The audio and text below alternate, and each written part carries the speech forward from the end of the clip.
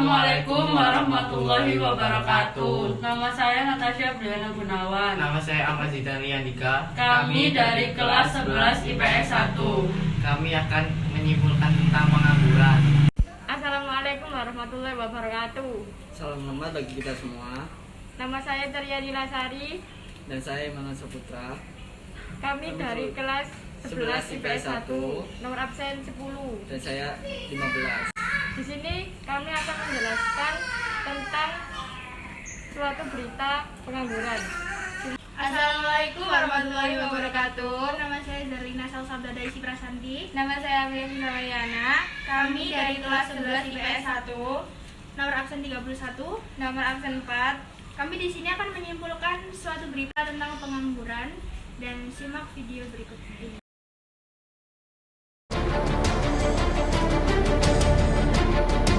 Ya, kekhawatiran para buruh bahwa satu hari nanti tenaga manusia akan tergantikan dengan robot demi efisiensi perusahaan nampaknya akan menjadi kenyataan.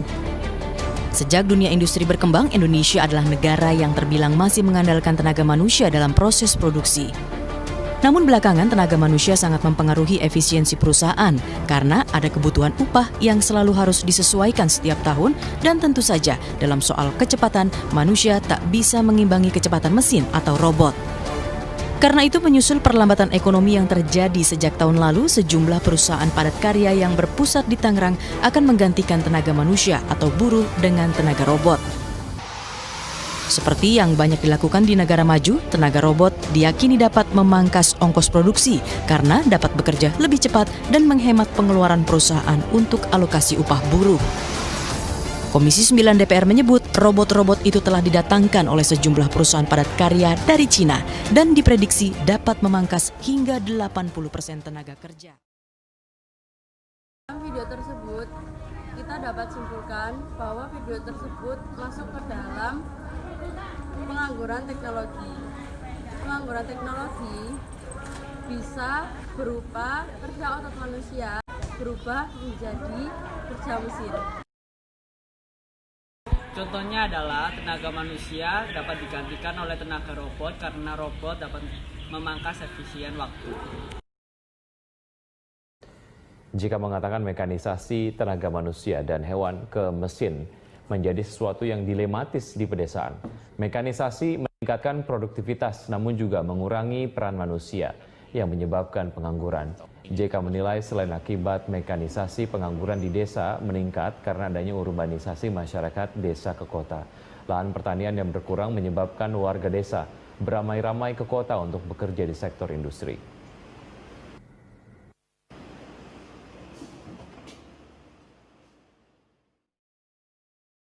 Berita tersebut kita dapat simpulkan bahwa berita tersebut termasuk dalam pengangguran struktural.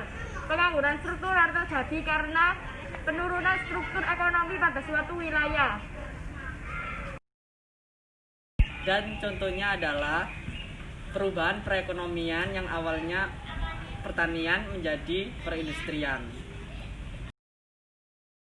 Ya, berdasarkan data hingga 7 April 2020, Kementerian Ketenagakerjaan menyebutkan ada lebih dari 1 juta pekerja yang dirumahkan dan juga di PHK sebagai dampak dari COVID-19. Beberapa masih mendapat upah meski tidak penuh, namun ada pula yang tidak mendapat upah sama sekali.